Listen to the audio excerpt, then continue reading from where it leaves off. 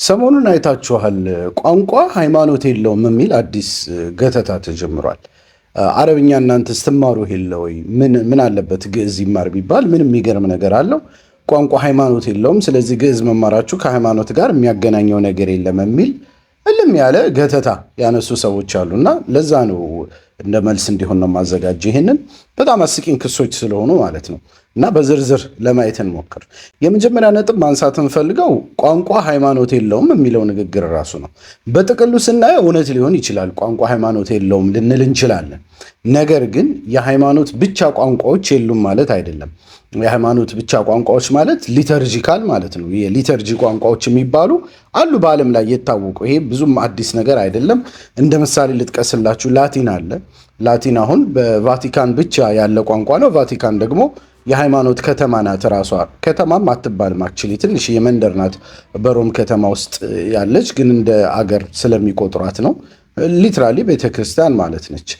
ኮፕቲክ ቋንቋ አለ እንደዚሁ ግብፅ ላይ ማለት ነው። ፓሊ ለምሳሌ አለ፣ ከቡዲዝም ጋር የተያያዘ ቋንቋ ነው። ለሃይማኖት ብቻ ጥቅም ላይ የሚውል ማለት ነው። ግዕዝ እንደዚሁ ከምሳሌዎች ውስጥ የሚጠቀሱት ነው። ሃይማኖታዊ ብቻ ተብለው ወይም ደግሞ ለሃይማኖታዊ አገልግሎት ለቅዳሴ ወይም ለሌላ ተመሳሳይ ነገሮች ብቻ የሚውሉ ቋንቋዎች ሊተርጂካል ቋንቋዎች ይባላሉ እና ግዕዝን ከክርስትና መነጠል የሚሆን ነገር አይደለም። ልክ የአንድ ሳንቲምን ሁለት ገጽታ እንደመነጠል ነው። ሊትራሊ አይሆንም። ሁለቱም ገጽታ ብትነጥለው ያ ነገር ሳንቲም አይሆንም ማለት ነው። ስለዚህ ገተታ ነው። ሊትራሊ ግዕዝን ከኦርቶዶክስ ሃይማኖት ልትነጥሉት አትችሉም። ከዛ ውጭ የሚያነሱት ነገር ግዕዝ ራሱ ይጠናበት የለ ወይ? አጥኞች የተለያዩ ዩኒቨርሲቲዎች ላይ ስለሚያጠኑት የሃይማኖት ብቻ አይደለም ይላሉ። ይህ በጣም የማይሆን አመክንዮ ነው። ለምን ካላችሁ ሌሎቹም የሞቱ ቋንቋዎች እኮ ይጠናባቸዋል። ሌሎቹም ሊተርጂካል ቋንቋዎች እኮ ጥናት አይደረግባቸውም ማለት አይደለም። በተለያዩ ዩኒቨርሲቲዎች በተቋማት ደረጃ ጥናት ይደረግባቸዋል። ያ ግን ሊተርጂካል ቋንቋ መሆናቸውን ወይም ለሃይማኖታዊ ቅዳሴ ለሃይማኖታዊ ሰርቪስ ብቻ የሚውሉ ቋንቋዎች መሆናቸውን አይቀይረውም። ይሄ ሁለቱም የሚጋጭ ነገር አይደለም። ተናጋሪ ከሌላቸው የአፍ መፍቻ ቋንቋ ካልሆኑ የአፍ መፍቻ ተናጋሪ ከሌላቸው ኦልሬዲ ሞተዋል ተብሎ ይታሰባል። ስፔሲፊካሊ ደግሞ በሃይማኖታዊ ሰርቪስ አገልግሎት ላይ ብቻ ጥቅም የሚውሉ ቋንቋዎች ሊተርጂካል ናቸው። ያ ማለት ግን አይጠኑም ማለት አይደለም። ምክንያቱም ሃይማኖታዊ አገልጋሎቶች ራሳቸው እኮ ብዙ ሰነዶች አሏቸው። እነዛን ሰነዶች ለማጥናት በዩኒቨርሲቲዎች በምኖች ደረጃ ኮርሶች ሊሰጡ ይችላሉ፣ ሰዎች ሊሳተፉ ይችላሉ። ያ ማለት ግን እነዛ ሰዎች ራሱ ያንን ቋንቋ ተናጋሪ ናቸው ማለት አይደለም። ምናልባት ግዕዝ ከሚጠናባቸው ተቋማት ላይ ሰነዶችን ለመተንተን ለመረዳት የሚያክል ግዕዝኛ ይኖራቸው ይሆናል እንጂ ለዕለት ተዕለት ግዕዝኛን መጠቀም የሚችሉበት አማራጭ እንደሌለ ይታወቃል ማለት ነው። ግዕዝ እውነቱን ለመናገር ቤተክርስቲያኒቱ ውስጥ ራሱ በጣም ሊሚትድ በሆነ ቦታ ውስጥ ነው ያለው። ለምሳሌ የቤተክርስቲያኒቱ የሥራ ቋንቋ ግዕዝ እንዳልሆነ ነው የምንረዳው። ሲኖዶሱ በምንኛ ነው የሚሰበስበው? በግዕዝኛ ነው አይመስለኝም። ምናልባት ሲጀምሩ መሀል ላይ ቅዳሴዎች፣ ንግግሮች ምናምን ነገር ይሆናሉ እንጂ እስከ ዛሬም የሲኖዶስ ስብሰባዎች ተብሎ የምንሰማቸው ነገሮች በግዕዝኛ እንዳልሆኑ ነው እና የቤተ ክህነቱ የሥራ ቋንቋ እንኳን አይደለም፣ ከዛም አልፎ የቅዳሴና የተመሳሳይ ነገሮች ብቻ ቋንቋ መሆኑን ነው የምናየው ማለት ነው። በሥራ ቋንቋ እንኳን አይጠቀሙበትም። ስለዚህ ሊተርጂካል መሆኑ ላይ ምንም ጥርጣሬ የለም። አይ ሊተርጂካል አይደለም በቃ ምናምን የሚላችሁ ሰው እልም ያለ ፎጋሪ ነው ማለት ምንድን ነው? እንደዚህ አይን ያወጣ ገተታ አለ እንዴ? ከገተታ ከመሆን አይለይም። ከዛ ውጭ ደግሞ የሚያነሱት ነገር አረብኛ ትማሩ የለ ወይ? ምን ታካብዳላችሁ? ምንድን ነው ችግሩ ብለው አንስተዋል። በመጀመሪያ ደረጃ አረብኛ ራሱ በኤሌመንተሪ ደረጃ ለልጆች ይሰጥ የሚል ሕግ አልመጣም። አሁን እያወራን ያለ ነው ስለ ግዕዝኛ ነው። ከአረብኛ ጋር ተያይዞ ምንም የተነሳ አጀንዳ በሌለበት ይህንን ለማመሳሰል መሞከር ሞኝነት ነው። የአመክንዮ ሰበዙን ለይቶ ለመረዳት አለመቻል ነው። ካልተጠየቀ ጥያቄ ጋር እንደ ማምታታት ስለሚቆጠር ማለት ነው። ለምን ተጠይቋል? አሁን ኤሌመንቴሪ ላይ ይሰጥ የተባለው ግዕዝ ነው። ስለዚህ ሰዎች ከዛ ጋር የተያዘ ነገር ነው እያነሱ ያሉት ማለት ነው። ስለዚህ አታጭበርብሩ። ደግሞስ አረብኛና ግዕዝኛ ምን አገናኛቸው? እንዴት ነው ሁለቱን የማይገናኙ ነገሮች የምታገናኙት ነው? አረብኛ እጅግ በጣም ግዙፍ ቋንቋ ነው። 310 ሚሊዮን የአፍ መፍቻ ተናጋሪ ያለው ቋንቋ ነው።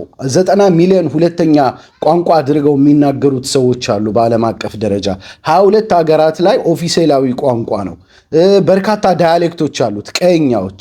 የአነጋገር ዘዬዎች አሉት። ሊተርጂካል ቨርዥኑ ራሱ የክላሲክ አረቢክ የሚባለው ፉስሓ የሚባለው ራሱ ቨርዥን 2 ቢሊዮን የቀን ተቀን ተጠቃሚዎች አሉት። እያንዳንዱ ሰላት የሚሰግድ ምን የሚል ሙስሊም እዛ ውስጥ ኦልሬዲ ያደርገዋል፣ ፕራክቲስ ያደርገዋል ማለት ነው። ይሄ እንግዲህ ሊተርጂካል ቨርዥኑን ብቻ ስንመጣ ነው። ከዛ ውጭ የሊትሬቸር ታሪኩ ብቻውን 1500 ዓመታት በላይ ሲዳብር የቆየ የሊትሬቸር ታሪክ አለው። ከ80 ሺህ በላይ ሩት ቃላት አሉት፣ ስርወ ቃላት ብቻውን ከ80 ሺህ በላይ አሉት። በጣም ሪች ነው። ለግመል ብቻ 2000 ቃል አለ፣ ለአንበሳ 200 ነው። እንደዚህ አካባቢ አለ።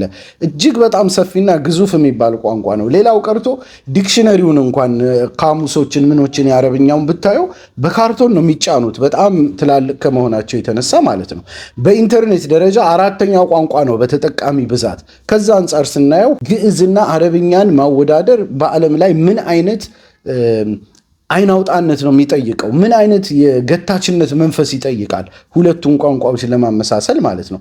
ሌላው ቢቀር አረብኛ ለኢትዮጵያውያን ያለው ጥቅም እንኳን ከግምት ቢገባ እጅግ በጣም በርካታ የሚባል ኢትዮጵያዊ በአረብ ሀገራት ሰርቶ ነው አገሩን ቤተሰቡን ምኑን የሚያስተዳድረው ሪሚታንስ እየላከ ማለት ነው። ሁለቱን የማይመጣጠኑ ነገሮች እንዴት አመሳስሎ ማምጣት ትንሽ ሰዎች አይደፍሩም ወይ? ስቅቅ አይላቸውም ወይ?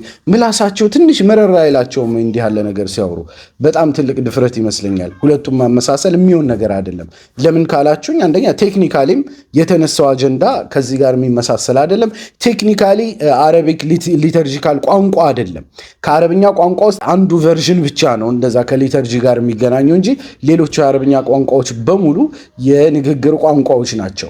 ከ1400 ዓመት በላይ የግራመር ሕጉን ጠብቆ የቆየ ቋንቋ ነው። ስለዚህ አሁን ባለንበት ህይወት ውስጥ እጅግ እያደገና እየተስፋፋ ያለ ቋንቋ ነው። ሁለቱን ማወዳደር በጣም ሼም አልባ መሆን ይጠይቃል ማለት ነው። ዱድ ሼም ይኖርህ ማለት ግዕዝ የኦርቶዶክስ ሊተርጂ ቋንቋ እንደሆነ ታውቃለህ።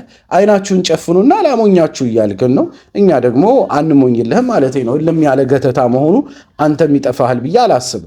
ገተታ አይደለም፣ ከምርም የንግግር ቋንቋ ነው። ቃል ካሳየኝ እስቲ አሁን ኮሜንትህን ራሱ በግዕዝኛ ለምን አታደርገውም? እስቲ እንየው፣ ስትናገረው እስቲ እንየው።